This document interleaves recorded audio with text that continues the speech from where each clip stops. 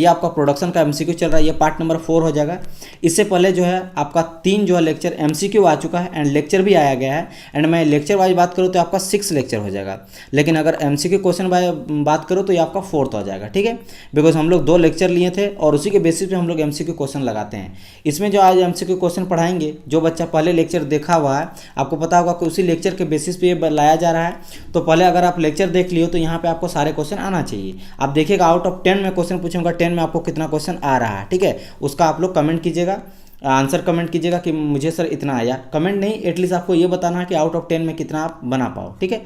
और इसके अलावा मैं आपसे एक क्वेश्चन भी लास्ट में पूछता हूँ, उसका भी आपको कमेंट करना है। चलिए आज का क्लास को हम लोग स्टार्ट करते हैं।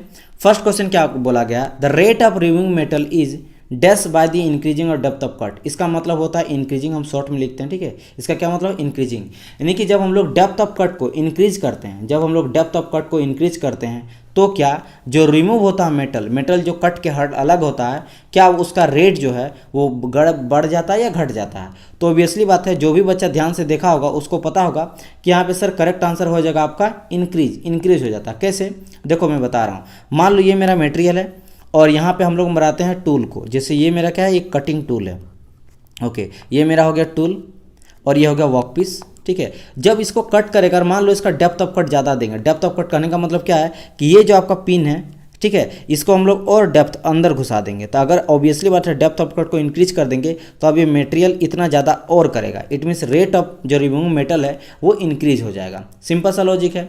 तो आंसर हो जाएगा इसका बी नंबर। आगे बढ़ते हैं नेक्स्ट क्वेश्चन नंबर 2 में। अब यहाँ पे बात कर रहा है साइड रिलीफ एंगल का, ठीक है। मैं आपको 7 टर्मिनोलॉजी बता चुका था सिंगल पॉइंट कटिंग टूल में, और इसके अलावा हम लोग टूल सिग्नेचर भी देखे थे। तो यहाँ पे बोल रहा कि साइड रिलीफ एंगल क्या हो जाता है सिंगल पॉइंट कटिंग टूल में, बताइए। ये आपको ऑप्शन दिया गया है। सबसे पहले बोला गया by which the face of the tool is incline towards back, या फिर by which the face of the tool incline side way, ठीक है। इसके बाद बोल रहा है ये तो रेक एंगल का बात कर रहा, तो ए और बी तो होगा नहीं, ठीक है। एक साइड रेक एंगल है और एक बैक रेक एंगल है। फिर आगे बोल रहा between the surface of the flank immediately below the point and the plane at right angle to the centre line of the point of the tool, ये हो सकता है। फिर आगे बोला गया surface of the flank immediately below the point and the line draw from the point perpendicular to the base, ये B and C हो सकता है। क्योंकि बी एंड सी में अभी मैं आंसर नहीं बताऊंगा, आप लोग को पहले बताना है, या तो बी होगा या फिर सी या डी होगा, इन दोनों में से। क्योंकि एक बता रहा साइड रिलीफ एंगल का, एक बता रहा आपका इंड या फिर बैक रिलीफ एंगल का, इन दोनों में क्या होगा। तो आप लोग आंसर दे दिए होंगे जिनको पता होगा। चलिए मैं बताता हूं कि इसका करेक्ट आंसर क्या होगा। यहाँ हम लोग क्या देख रहे हैं, यहाँ हम लोग देख रहे थे आपका साइड रिलीफ एंगल। तो मैं आपको फिगर से समझाता हूं। देखो यहाँ पे आप देख रहे हो साइड रिलीफ एंगल, ये आपका है side relief angle. Side relief angle को अगर आप ध्यान से देखिएगा तो यहाँ पे आपको क्या दिखेगा, तो बोलेंगे सर ये वाला पॉइंट है, एक आएगा ये वाला रेड वाला, ठीक है। और मैं एक दूसरा कलर से दिखाता हूँ, ठीक है। ये आपको दिखाता हूँ येलो से, एक आप जा रहा है ये वाला, ये दोनों, ठीक है। ये पूरा का पूरा है। तो जो आपको रेड वाला दिख रहा है ये बेसिकली क्या है, रेड वाला क्या है, तो रेड वाला बोलेंगे सर ये तो फ्लैंक है। क्योंकि इधर वाले को, इस वाले पूरा ये वाला जो सेक्शन है, पूरा सेक्शन को हम लोग क्या बोलते थे, फ्लैंक बोलते थे। तो सर ये मेरा क्या है, फ्लैंक है, ठीक है। यानी कि पहला वाला जो है वो फ्लैंक से सट रहा है, ये रेड वाला जो है फ्लैंक से सट रहा है, ठीक है। इन दोनों के बीच के एंगल को ही हम लोग बोलते हैं साइड रिलीफ एंगल। तो यहाँ से सर ये तो मेरा फ्लैंक सरफेस को टच कर रहा है, ओके। एंड उसके बाद जो हम लोग देखेंगे ये वाला जो पीला वाला सेक्शन है, पीला वाला जो आपका लाइन है, ये क्या दिखा रहा है, तो सर ये जो है पूरी तरह से एक लाइन जा रहा है, सेंटर लाइन को दिखा रहा है। यानी कि एक 90 डिग्री में इस तरह करके अगर दे दूं, ठीक है। जो यानी कि देखो बात क्या है, अगर आप ध्यान से देखिएगा तो यहाँ पे एक एंगल में कटा हुआ है, यहाँ पे एक एंगल देखो, ये पूरा का पूरा मटेरियल इस तरह का था, लेकिन कट करके इतना, मतलब एक कटिंग किया गया, एक एंगल में इसको काटा गया है। यानी कि ये वाला जो आपका आ रहा है, ये जो लाइन जा रहा है, ये बेसिकली क्या है, ये प्लेन के राइट एंगल में जा रहा है, सेंटर लाइन में जा रहा है। पॉइंट ऑफ द टूल का कैसे जा रहा है, सेंटर लाइन पे जा रहा है। तो एक हो गया point of the centre line, और दूसरा क्या हो गया, दूसरा वाला जो ये पार्ट हो गया, ये हो गया आपका फ्लैंक से सरफेस में टच कर रहा है। तो इन दोनों के बीच का जो एंगल है उसी को हम लोग क्या बोल रहे हैं, साइड रिलीफ एंगल। तो बस वही चीज़ स्टेटमेंट यहाँ पे दिया गया। अगर आप ध्यान से पढ़िएगा ऑप्शन नंबर सी, तो क्या बोला गया, angle between the surface of the flank. देखो सरफेस ऑफ द फ्लैंक, ये वाला जो पीला वाला हो क्या, सरफेस ऑफ द फ्लैंक है, ठीक है यहाँ पे। एंड उसके बाद क्या बोल रहे हैं, immediately below the point and a plane right angle to the centre line of the point of the tool, right angle to the centre line of the point of the tool. तो अगर मैं red से यहाँ पे दिखाऊँ, right angle to the centre line of the point of the tool. ये देखो, इसको मैं अगर इस तरह से देखूं तो ये क्या आ रहा है, सेंटर लाइन से एकदम पूरा 90 डिग्री बन रहा है। बात समझ में आया? क्योंकि देखो ध्यान से पढ़ो, अगर आप नहीं समझ रहे हो तो मेरा फील करो इस बात को कि यहाँ थोड़ा सा धंसा हुआ है। देखो ये कट करके यहाँ पे एक कटिंग करके अंदर ले जाया गया है। देखो आप कहीं भी देखोगे तो ये वाला सेक्शन आपको दिख रहा है ना, ये कटा वाला भाग दिख रहा है, यानी कि ये एंगल पे कटा हुआ है। तो ये 19 डिग्री एंगल से जा रहा है वो वाला पॉइंट को, और जो फ्लैंक से सटा हुआ है इसके बीच को हम लोग बोलते हैं साइड रिलीफ एंगल। बात समझ में आया कि नहीं? उसी तरह अगर इन रिलीफ एंगल का बात करेंगे तो ये क्या हो जाएगा, देखो यहीं पे अगर आपसे बोल जाए कि इन रिलीफ एंगल का बताइए, तो इन रिलीफ एंगल आप कैसे बोल सकते हो सर? ये जो हो जाएगा, सबसे पहले तो फ्लैंक से ये भी टच कर रहा है, क्योंकि इस वाला पार्ट को हम लोग फ्लैंक बोलते हैं। तो ये फ्लैंक हो गया, ये क्या हो गया, फ्लैंक सरफेस हो गया, फ्लैंक सरफेस हो गया। हम लोग देखो साइड रिलीफ एंगल का बात कर लिया, अब हम लोग बात करें इन रिलीफ एंगल का। तो हो गया फ्लैंक सरफेस से टच कर रहा है sir, and immediately below the point a line draw from the point perpendicular to the base. अब जो मेरा बेस है, ये मेरा पूरा का पूरा बेस है, बेस ऑफ द मटेरियल है, पूरा का पूरा बेस ऑफ द मटेरियल हम लोग लेते थे ना, ये मेरा क्या है, बेस। और इसका बेस ऑफ द मटेरियल अगर मैं बोलूँ तो आप लोग बोल सकते हो, एक सेकंड में इसको मिटाता हूँ। सबसे पहले एक पॉइंट ये तो समझ में आया कि सर ये मेरा फ्लैंक हो गया surface, FLM flank surface, and ये मेरा बेस मटेरियल नीचे वाला पार्ट है। तो बेस मटेरियल के एकदम आपका जा रहा परपेंडिकुलर एक लाइन हम लोग खींच दिए। देखो इस तरह का परपेंडिकुलर लाइन खींच दिए, तो इन दोनों के बीच के एंगल को हम लोग क्या बोलेंगे, this is called your and relief angle, and relief angle. ठीक है, तो फ्लैंक और ये क्या हो गया आपका परपेंडिकुलर टू द बेस। ठीक है, ये क्या हो जाएगा, point perpendicular to the base, ये हो गया आपका एंड रिलीफ एंगल। जबकि साइड रिलीफ एंगल को भी सेम हम लोग इसी तरह से दिखाएं। एक तो हो गया this one, this is called your flank surface, ये क्या हो गया आपका फ्लैंक सरफेस। ठीक है, एंड ये वाला जो पार्ट हो गया जो मेरा जा रहा परपेंडिकुलर डायरेक्शन पे, ये क्या आ जाता है, ये right angle to the centre line. ये क्या हो गया आपका right angle to the centre line. किसके सेंटर लाइन का, of point of the tool, point of tool के जो पॉइंट ऑफ द टूल है उसके सेंटर लाइन में एक ड्रॉ किया और फ्लैंक का, यहाँ भी फ्लैंक है। फ्लैंक के बाद हम लोग देखेंगे point perpendicular to the base, base के परपेंडिकुलर, और पॉइंट लाइन जो मेरा सेंटर टूथ का जो पॉइंट लाइन है उसके सेंटर लाइन में हम लोग ड्रॉ किए। ठीक है, ये दोनों डिफरेंस है आपका साइड रिलीफ एंगल का एंड इन रिलीफ एंगल का। तो यहाँ पे बात कर रहा साइड रिलीफ एंगल का था। साइड रिलीफ एंगल में हम लोग क्या देखें कि भाई ये मेरा जो चूल कटा हुआ उसके सेंटर लाइन में हम लोग ड्रॉ कर दिए परपेंडिकुलर डायरेक्शन पे। तो वही यहाँ पे बोला गया है line right angle to the centre line of the point of the tool. तो हो गया इसका C नंबर। फिर आगे बढ़ते हैं, यहाँ पे क्वेश्चन नंबर देखते हैं हम लोग D। देखो ये सारे क्वेश्चन को मैं बहुत बार बता दिया हूँ, लेक्चर में ही बताऊँ, फिर से बता रहा हूँ ताकि जितना ज़्यादा हो सके आपको बार बार रिवीजन कीजिएगा तो याद होगा। अब देखो यहाँ पे रेक एंगल का बात किया, साइड रिलीफ। देखो पहली बात यहाँ पे सिर्फ मैं लिया हूँ एक ही क्वेश्चन को, साइड रिलीफ एंगल को ही लिया हूँ। अगर यहाँ पे आपको बोलेगा बैक रिलीफ एंगल क्या हो जाएगा, बैक रिलीफ एंगल, तो मैं यहाँ पे बता दिया आपको। ठीक है, बैक रिलीफ एंगल यहाँ पे मैंने बता दिया कि बैक आपका बैक बोल लो या फिर इन बोल लो। इन रिलीफ एंगल आपको बोलेगा तो क्या बोलना है, मैं आपको स्टेटमेंट बता देता हूँ, वैसे आपको मिल भी जाएगा बुक में। ये हो जाएगा आपका कि भाई जिस तरह उसमें हम देखें the angle between the surface of the flank and immediately below the point and a line draw from the point perpendicular to the base. ठीक है, तो हो जाएगा मेरा इन रिलीफ एंगल। और अगर बोलेगा साइड रिलीफ एंगल का, इसको स्टेटमेंट तो यहाँ पे दिया गया है कि surface of the flank and immediate below the point and a plane at right angle to the centre line of the point of the tool. ठीक है, तो ये दोनों हो गए यहाँ पे क्लियर। आगे बढ़ते हैं नेक्स्ट क्वेश्चन। अब यहाँ पे बोल रहा है कि साइड रेक एंगल क्या हो जाता है, side rake angle of a single point cutting tool क्या होगा। चलिए बताइए इसका करेक्ट आंसर क्या होगा। पहला बोला by which the face of the tool incline towards back, second बोला गया by which the face of the tool incline side way. यहाँ तो बताया गया है आपका जो था रिलीफ एंगल का दोनों था, तो C और D तो होगा नहीं, होगा A और B होगा। तो अगर आप ध्यान से क्वेश्चन को देखिएगा तो यहाँ पे आपको आंसर मिल जाएगा और ऑप्शन नंबर हो जाएगा इसका B number, by which the face of the tool incline side way, क्योंकि साइड का बात किया गया है। अगर ये बोलता बैक रेक एंगल का तो इंक्लाइन टुवर्ड बैक हो जाता है, बैक साइड वे। इस कीवर्ड से आप पकड़ सकते हो। यहाँ पे देखो साइड वे दिया गया है, मतलब साइड रेक एंगल का बात करा। अगर टुवर्ड्स बैक बोलता तो वो बैक रेक एंगल का बात करता। कैसे समझ आइए सर। ठीक है, हम लोग देखेंगे यहाँ पे साइड रेक एंगल का। तो फिर इस फिगर से हम लोग समझते हैं 3D फिगर से। मैं पहले सारे को इरेज कर देता हूँ ताकि मैं आपको समझा पाऊँ। ठीक है, यहाँ पे हम लोग क्या बात कर रहे हैं, साइड रेक एंगल का। ठीक है, क्या हम लोग देख रहे हैं, साइड रेक एंगल। तो यहाँ पे देखो साइड रेक एंगल यहाँ पे आपको दिया गया है, ये आप देख रहे हो साइड रेक एंगल है, ये आपका है साइड रेक एंगल है, समझ रहे हो यहाँ पे साइड रेक एंगल है, ठीक है। तो साइड रेक एंगल को यहाँ पे क्या देख रहे हो कि भाई ये जो मेरा है फ्लैंक सरफेस दिया गया और उसके बाद ये साइड में निकल रहा है एंगल, ये साइड में एंगल निकल रहा है। तो बेसिकली जो आपका साइड रेक एंगल है वो है क्या, फेस ऑफ द टूल जो है वो इंक्लाइंड साइडवे है।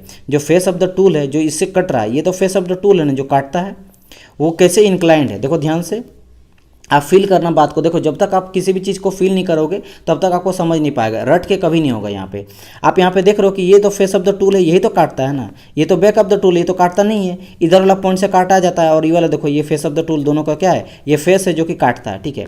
ये समझ में आएगा फेस ऑफ द टूल। अब यहाँ पे ध्यान से देखो कि ये जो है इंक्लाइंड है एक एंगल पे, देखो इस तरह करके अगर मैं एंगल यहाँ पे बनाऊँ तो आप देखोगे कि ये जो है पूरी तरह से एक एंगल में इंक्लाइंड है, इस तरह करके एंगल में इंक्लाइंड गया है। अगर 90 डिग्री जाता तो ऐसे जाता, लेकिन ये थोड़ा इंक्लाइंड हुआ है, ठीक है, एंगल में इंक्लाइंड हुआ है। तो आप बोल सकते हो कि साइड वाइज में इंक्लाइंड किया गया है। ये जो एंगल है यही एंगल जो देखो यहाँ पे वही वाला बताया गया कि कितना ये इंक्लाइंड हुआ है, 90 डिग्री से अगर लेंगे तो कितना इंक्लाइंड हुआ है, that is called your side rake angle. किधर, फेस ऑफ द टूल के साइड इंक्लाइंड हुआ है, ठीक है। तो ये हो गया आपका बैक साइड रेक एंगल। अगर यहाँ पे बोला जाता है साइड रेक एंगल ना होकर इंड रेक एंगल बोलता है, या फिर इसको हम लोग बैक रेक एंगल भी बोलते हैं, उसको कैसे डिफाइन करेंगे यहाँ पे।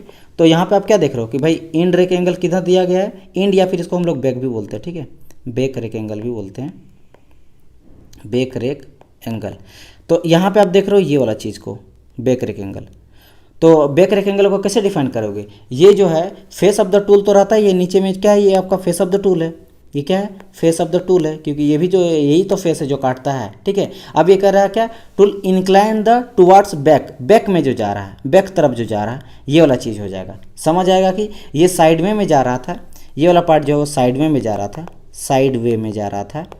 एंड अगर मैं इस यहाँ पे बात करूँ तो ये क्या होगा, टुवार्ड्स दी बैक, ये जा रहा है क्या, टुवार्ड्स बैक, यानी कि पीछे की ओर जा रहा है। जो एंगल हम लोग ले रहे हैं किधर जा रहा है, पीछे की ओर जा रहा है, टूल के पीछे जा रहा है। और ये किधर जा रहा था मेरा, साइड वे में जा रहा था, फेस ऑफ द टूल, ये तो हो गया मेरा फेस ऑफ द टूल, ठीक है। और ये साइड वे में जा रहा है, साइड तरफ जा रहा है। आप ही देख लो ना, ये टूल जो है मेरा, टूल का बैक किधर हो जाएगा, इधर बैक हो जाएगा और इधर साइड हो जाएगा, ये तो साइड है ना, और आपका इधर भी साइड है। इधर वाले पार्ट को हम लोग इंड बोलते हैं, इधर वाले पार्ट को हम लोग साइड बोलते हैं, इधर वाले को बैक को बोलते हैं। तो ये साइड ऑफ द टूल और फेस ऑफ द टूल, ये आपका हो गया टुवार्ड्स द बैक और फेस ऑफ द टूल, बस सिंपल सा लॉजिक है, ठीक है। तो ये हो गया आपका इंड या फिर बैक रेक एंगल। तो यहाँ पे हम लोग देख रहे थे आपका साइड रेक एंगल का, तो साइड रेक मतलब साइड गया, तो क्या हो गया यहाँ पे, इंक्लाइन द साइड, सॉरी क्या हो जाएगा यहाँ पे आंसर, ये वाला पार्ट हो जाएगा आपका करेक्ट आंसर, ठीक है, incline the side way. And अगर यहीं पे आपको बोलता साइड रेक एंगल ना बोलते, आपको बोलता भाई बैक रेक एंगल बताओ, क्या बोलते हैं यहाँ पे, back rake angle, back rake angle. तो करेक्ट आंसर आपका क्या हो जाता है, ए नंबर। बाय विच दी, यानी कि the back rake angle of a single point cutting tool is the angle, tool is the angle, यहाँ पे एंगल लिख लो, एंगल बाय विच, यहाँ पे एंगल है वैसे, angle by which the face of the tool is inclined towards back, ठीक है। Face of the tool का जो इंक्लाइंड है टुवार्ड्स बैक का, वो मेरा बताता है क्या, बैक रेक एंगल, जैसे कि यहाँ मैंने दिखाया आपका बैक रेक एंगल था, ठीक है, ओके। तो ये हो गया मेरा थर्ड क्वेश्चन। यहाँ पे भी मैं दो आपको क्वेश्चन बता दिया। तो हर चीज़ में देखो एक क्वेश्चन है, एक क्वेश्चन के बेसिस पे मैं 2-3 क्वेश्चन का आपको सॉल्व करा रहा हूँ। चलो आगे बढ़ते हैं नेक्स्ट क्वेश्चन की ओर। यहाँ पर रिलीफ एंगल जो होता है एचएसएस टूल में हम लोग कितना वेरी करता है। एचएसएस टूल में तो आपको पता है हाई स्पीड स्टील टूल, तो उसमें हम लोग रिलीफ एंगल क्या देते हैं। पहले ये बता दो रिलीफ एंगल क्या होता है सर, मैं आपको बहुत बार बता चुका हूँ। आप बोलोगे सर ये एंगल होता है फ्लैंक का एंड फिनिश सरफेस का, उस दोनों के बीच के एंगल को किसके किसके बीच होता है, flank and finish surface, finished surface. आपको याद होगा मैं इसको अगर फिगर में दिखाऊं तो कुछ इस तरह का मटेरियल रहता था और ये मेरा टूल मान लो इस तरह का जाता था, ये मेरा क्या टूल है। तो टूल का ये वाला पार्ट को हम लोग बोलते थे फ्लैंक, ये वाला पार्ट को हम लोग बोलते थे फ्लैंक, ठीक है। और ये जो पार्ट है ये वाला सरफेस जो इसको हम लोग बोलते हैं फिनिश सरफेस, क्या बोलते थे, फिनिश सरफेस। और इसी के बीच में यहाँ पे हम लोग प्रोवाइड करते थे ये जो एंगल रहता था, this is called your relief angle. बात समझ में, या फिर क्लियरेंस एंगल। ये इसलिए देता था कि टूल जो है वो रबिंग ना हो मटेरियल के साथ, ठीक है, इसके लिए यहाँ प्रोवाइड किया जाता। तो वही बोल रहा कि हम लोग यूजुअली एचएसएस में मतलब हाई स्पीड स्टील टूल में कितना दिया जाता है। तो ये आपको ध्यान में रखना है कि हम लोग देते हैं 20 डिग्री से लेकर 30 डिग्री के बीच में। समझ आया कि नहीं, याद रखना, ठीक है, ओके। देन अच्छा, इसमें मैं अगर और एक चीज़ आपको रिवीजन करा दूं कि एक तो हो गया रिलीफ एंगल, एक होता है मेरा लीप एंगल। याद होगा आपको, लीप एंगल क्या हो जाता था, ये जो हम लोग मटेरियल इस तरह का लेते हैं तो ये मेरा जो टूल जाता था, ये टूल जाता था, तो टूल के बीच का जो एंगल कितना होता है, यानी कि इसके बीच में ये जो हो जाता है, इसको हम लोग दिखाते थे साइज से, ठीक है। तो ये जो हो जाता है, this is called your leap angle, इसी को बोलते थे हम लोग लीप एंगल। क्या बोलते थे, लीप एंगल। तो लीप एंगल जो है वो कितना दिया जाए अगर आपसे पूछे तो लीप एंगल होता है 60 से लेकर 80 डिग्री हम लोग देते हैं। लीप एंगल कितना देते हैं, 60 से 80 डिग्री दे लेते हैं। ये भी आपको ध्यान रखना है, लीप एंगल लेते हैं 60 से 80 लेते हैं, जनरली हम लोग प्रोवाइड करते हैं। एंड अगर बोलेगा रिलीफ एंगल हम लोग कितना देते हैं एचएसएस में, तो 20 से 30 देते हैं, ठीक है। उसके अलावा आपको रेक एंगल भी इंपॉर्टेंट है, आपको पता है पॉजिटिव भी रेक एंगल देते हैं हम लोग, ठीक है। रेक एंगल का बात करें हम, रेक एंगल पॉजिटिव भी देते हैं। इसके अलावा हम लोग नेगेटिव भी रेक एंगल देते हैं एंड जीरो भी रेक एंगल देते हैं। किसके किसके लिए लेते हैं आपको याद होगा, तो अगर मैं बोलूँ कि जीरो जो पॉजिटिव रेक एंगल देते हैं वो डक्टाइल मटेरियल के लिए दिया जाता है, तो नेगेटिव जो आपका रेक एंगल है वो हम लोग ब्रिटल और हार्ड मटेरियल के दिया जाता है। जीरो रेक एंगल हम लोग किसके लिए देते हैं, ब्रास के लिए देते हैं। तो ये सारे एंगल का आप लोग को एकदम ध्यान में रखना है, क्योंकि ये सारे से क्वेश्चन आपको बनता है एग्जाम में बहुत सारा, ठीक है। तो देखो यहाँ से मैं ढेर सारा आपको क्वेश्चन करा दिया, ठीक है। आगे बढ़ते हैं नेक्स्ट क्वेश्चन की ओर। In order to prevent the in order to prevent the tool from the rubbing of the workpiece dash on the tool are provided. क्या हम लोग प्रोवाइड करते हैं, रबिंग होने से। जस्ट मैंने अभी कहा कि ये मेरा मान लो वर्कपीस है और ये मेरा इस तरह करके टूल जा रहा है जो कटिंग कर रहा है। यहाँ में इस जो ये जो एंगल है यहाँ से लेकर यहाँ तक का, ये जो बीच का एंगल हम लोग प्रोवाइड करते हैं, ये क्यों दिया जाता है, इसी को हम लोग बोलते हैं रिलीफ एंगल।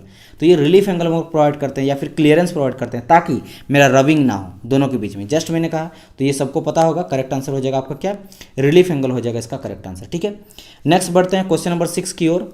6 में क्या बोला, side rake angle on a tool is provided to control the chip flow. क्या ये सही बात है, साइड रेक एंगल हम लोग क्यों देते हैं, तो ऑब्वियसली बात है हम लोग इसलिए ही देते हैं ताकि चिप जो फ्लो है वो कंट्रोल वे में हो, ठीक है। कंट्रोल द चिप फ्लो को हम लोग कंट्रोल करने के लिए करते हैं। अगर आपसे ये बोला जाए कि सर अगर जो साइड रेक एंगल है, ठीक है, वो मेरा लार्जर हो जाएगा तो इससे के चलते मेरा चिपिंग प्रोवाइड हो जाता है, चिपिंग मेरा ज़्यादा चिपिंग निकलता है, ठीक है। तो इसीलिए हम लोग लार्ज साइड रेक एंगल नहीं देते हैं। याद रखिएगा कि अगर हम लोग साइड, एक सेकंड, अगर हम लोग क्या यहाँ पे आप लोग लिख सकते हो यहाँ पे कि अगर हम लोग लार्जर साइड रेक एंगल देंगे तो उससे चलते क्या होगा, प्रोड्यूस होगा चिपिंग, उसके चलते चिपिंग प्रोड्यूस होता है।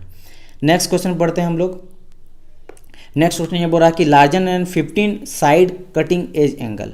देखो साइड कटिंग एज एंगल हम लोग 15 से ज़्यादा दे देंगे तो क्या होगा, ये आपसे पूछा जा रहा है, ठीक है। तो याद रखना कि अगर हम लोग 15 से ज़्यादा साइड कटिंग एज एंगल दे देंगे तो उसके चलते होता क्या है, चिपिंग तो होता ही होता है, साथ ही साथ जो मेरा है टूल लाइफ वो काफ़ी घट जाता है, डिक्रीज हो जाता है। तो करेक्ट आंसर आपका हो जाएगा सी नंबर, ठीक है। ज़्यादा अगर हम लोग साइड कटिंग एज एंगल दे देंगे तो चिपिंग ज़्यादा होगा प्रोड्यूस और मेरा टूल का जो लाइफ है वो घट जाएगा। ज़्यादा एंगल देंगे ज़्यादा डेप्थ तो कट जाएगा, जिसके चलते ज़्यादा वो क्या ब्लंट हो जाएगा मेरा जो एज होता है, ठीक है, कटिंग एज एंगल का। तो ये भी आपको ध्यान में रखना है। तो याद रखना, इससे को एक चीज़ तो पता चल गया कि सर जो मेरा साइड कटिंग एज एंगल हो गया ये हम लोग क्या रखेंगे, ऑलवेज रखेंगे लेस देन रखते हैं 15 डिग्री। क्या रखते हैं, लेस देन 15 डिग्री। क्यों, ताकि जो मेरा टूल लाइफ है वो मेरा ज़्यादा दिन तक चले, ठीक है। चलो बढ़ते हैं नेक्स्ट क्वेश्चन नंबर 8 की ओर।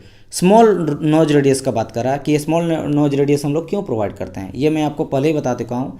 स्मॉल नोज रेडियस अगर हम लोग प्रोवाइड करेंगे तो उसके चलते होता क्या है, स्ट्रेस काफ़ी ज़्यादा उसमें जनरेट हो जाएगा और जनरेट के साथ साथ हीट जनरेशन आने लगता है, जिसके चलते हम लोग नोज रेडियस जो है वो स्मॉल नहीं देते हैं, ठीक है। तो यहाँ पे क्या हो जाएगा, करेक्ट आंसर दिखेगा इंक्रीज टूल लाइफ, बिल्कुल नहीं। डिक्रीज टूल लाइफ हाँ हो सकता है, बट इसके अलावा इंपॉर्टेंट ये है कि टूल लाइफ को डिक्रीज तो करता है, साथ में चिपिंग भी प्रोड्यूस करता है, इसलिए सी एक करेक्ट आंसर होगा। वैसे बी भी हो सकता है, बट आपको ऑप्शन देखना है कि सबसे ज़्यादा कौन एप्रोप्रिएट है, ठीक है। तो यहाँ पे हो जाएगा सी नंबर करेक्ट इसका आंसर, ठीक है। ओके, तो यहाँ पे हो गया हम लोग का increase the tool life, decrease the tool life and produce chipping and the decrease of life. And एक सेकंड यहाँ पे और भी कुछ घट रहा है, अगर मैं यहाँ पे और ऐड कर लूँ, प्रोड्यूस चिपिंग करता है, डिक्रीज करता है, टूल लाइफ को करता है, ठीक है। एंड साथ ही साथ मेरा ये हीट जनरेशन काफ़ी प्रोड्यूस करता है। क्या करता है, ग्रेटर हीट